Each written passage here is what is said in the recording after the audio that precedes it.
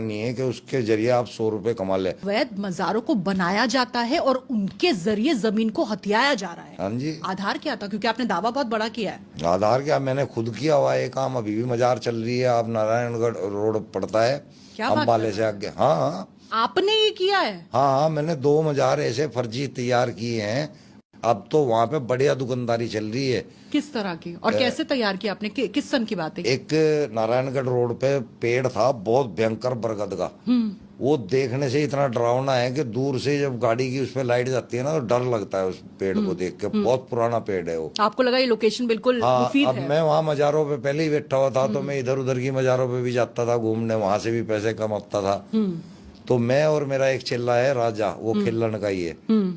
हम दोनों बाइक से आ रहे थे, मैंने देखा, मैंने कहा राजे कितनी बेहतरीन लोकेशन है। हमने कहा ये, हम अगर किसी का ध्यान नहीं गया, बोले चलो हम कर देते हैं काम।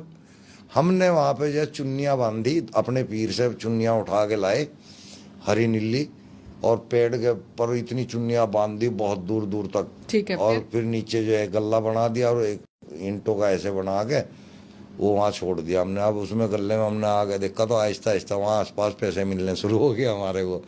गले में भी आने लगे। अब तो ट्रक ड्राइवर वहाँ फेंक फेंक के जाते हैं पैसे।